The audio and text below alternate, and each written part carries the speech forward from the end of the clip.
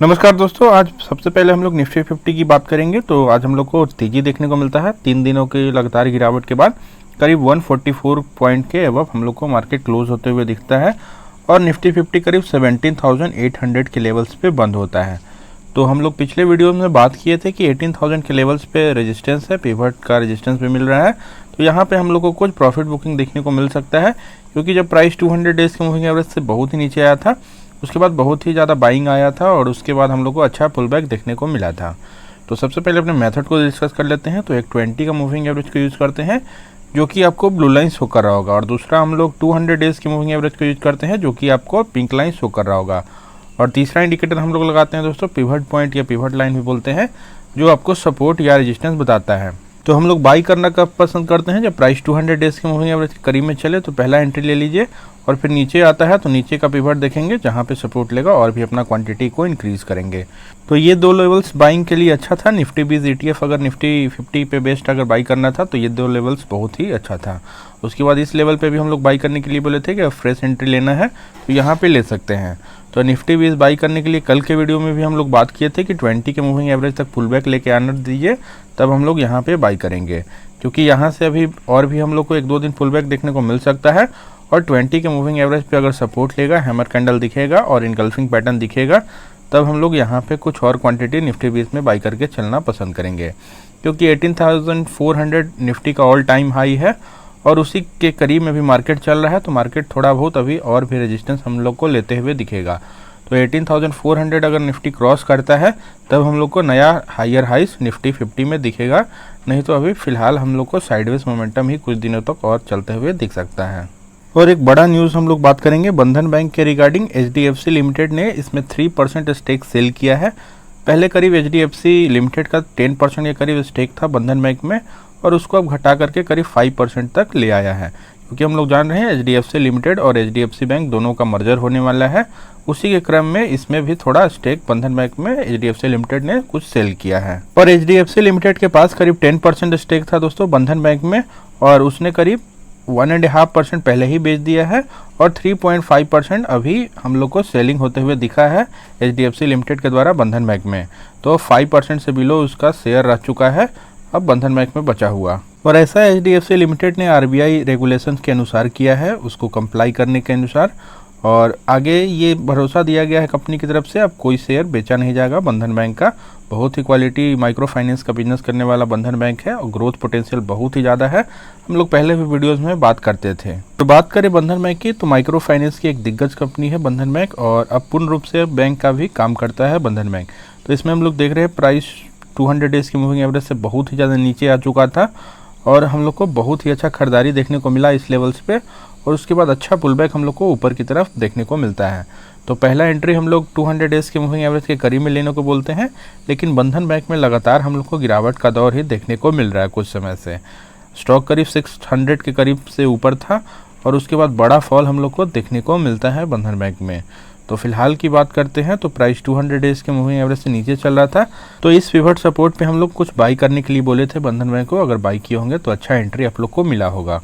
तो अगर मान लीजिए और भी क्वांटिटी बाई करना है और एवरेज करना है तो वेट कर सकते हैं। इस लेवल पे अच्छा खासा रेजिस्टेंस है, पहले भी इसी रेजिस्टेंस लाइन से प्राइस नीचे आते हुए हम लोग को दिखा था। तो 325 का लेवल्स अगर ब्रेक होता है तो ऊपर का मोमेंटम हम लोग को बंधन बैंक में और देखने को मिलेगा, और भी आप लोग क्वांटिटी ऐड कर सकते हैं 325 के अबव। अगर एक कैंडल बढ़िया सा क्लोजिंग देता है 3-4% का और इस पिवट रेजिस्टेंस को ब्रेक कर देता है, तब हम लोग बंधन बैंक को बाई करके चलेंगे, अन्यथा यहाँ से फिर से हम लोग को कुछ पुल बैक लेते हुए दिख सकता है। तो फिलहाल दोस्तों बंधन बैंक में वेट एंड वॉच करना है, और इसमें जैसे ही रेजिस्टेंस ब्रेक होगा आप लोग बाई करके चल सकते हैं। और अगर हम लोग बंधन बैंक के शेयर होल्डिंग पैटर्न की बात करें तो बहुत ही शानदार हम लोग को शेयर होल्डिंग पैटर्न देखने को मिलेगा। प्रमोटर्स के पास करीब 40% का स्टेक है, और FIIs के पास करीब 34.60% का स्टेक है। पिछले क्वार्टर की तुलना में FIIs ने स्टेक बढ़ाया है, क्योंकि हम लोग को मार्केट में लगातार FIIs का सेलिंग देखने को मिल रहा था, लेकिन बंधन बैंक में स्टेक FIIs ने बढ़ाया है। 33.61% से बढ़ा करके 34.60% तक कर लिया है। और DIIs की बात करें तो DIIs ने स्टेक कुछ कम किया है, पहले 2.50% का स्टेक था, अब 1.94% का स्टेक DIIs के पास है। और अगर हम लोग पब्लिक की बात करें तो पब्लिक के पास करीब 23.47% का बड़ा होल्डिंग है। तो तो FIIs का स्टिल बहुत ही बड़ा होल्डिंग है, तो बहुत ही क्वालिटी स्टॉक है, इसमें आप लोग इन्वेस्टमेंट करने का सोच सकते हैं। मिड कैप बैंक में इन्वेस्टमेंट आपको कर सकते हैं। और अगला स्टॉक जिसमें हम लोग को लगातार तेजी देखने को मिल रहा है, पॉलीकैब की हम लोग बात कर रहे हैं। एक शानदार इलेक्ट्रॉनिक क्षेत्र का एक दिग्गज स्टॉक है, इलेक्ट्रिक वायर और भी इलेक्ट्रिकल प्रोडक्ट्स बनाने में एक बहुत ही शानदार कंपनी है। और पॉलीकैब ने बहुत ही क्वालिटी रिटर्न हम लोग को निकाल करके दिया है, पास्ट में कंसिस्टेंट कंपाउंडर स्टॉक भी रहा है।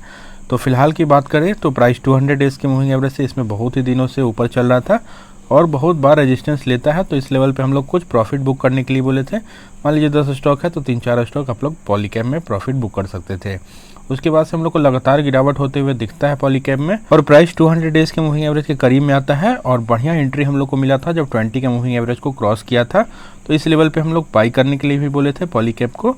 तो अगर जो बाई किए होंगे अच्छा एंट्री आप लोग को मिला होगा। तो फिलहाल अगर फ्रेश एंट्री लेना है तो थोड़ा बहुत वेट करना पड़ेगा।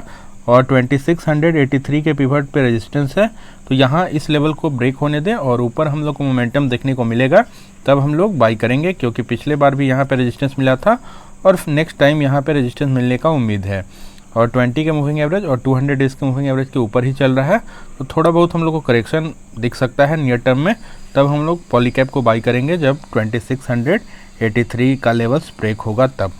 और नेक्स्ट स्टॉक की बात करेंगे दोस्तों FL इंडिया लिमिटेड की, और इसने हम लोग को पास्ट में बढ़िया रिटर्न निकाल करके दिया है और एक कंसिस्टेंट कंपाउंडर स्टॉक भी FL इंडिया रहा है।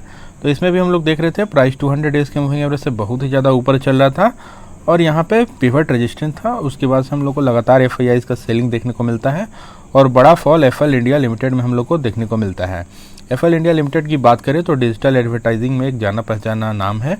तो इसमें देख रहे थे दोस्तों प्राइस 200 डेज के मूविंग एवरेज के करीब में आता है और हम लोग यहाँ पे कुछ बाई करके चल सकते थे। अभी भी मौका है FL इंडिया लिमिटेड में। आज हम लोग को बढ़िया सा ग्रीन कैंडल देखने को मिला, तो इसी कैंडल में आप लोग को FL इंडिया लिमिटेड को कुछ बाई करके चलना चाहिए था। और फ्रेश एंट्री लेने के लिए एक और बड़ा सा ग्रीन कैंडल अगर 2-3% का भी बनता है तो आप लोग बाई करके चल सकते हैं, क्योंकि इस लेवल पे थोड़ा बहुत रेजिस्टेंस है।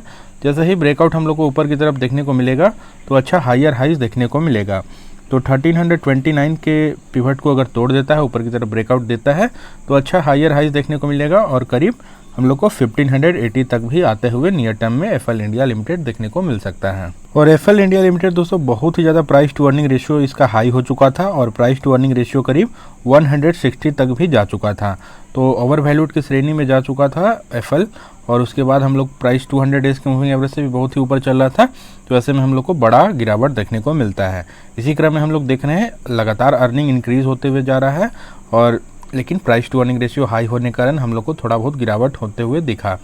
लेकिन लॉन्ग टर्म के लिए बहुत ही शानदार स्टॉक है और डिजिटल इकोनॉमी का दौर चल रहा है, तो डिजिटल एडवर्टाइजिंग ये सब बिजनेस आगे और भी ग्रो करते हुए हम लोग को दिखेगा।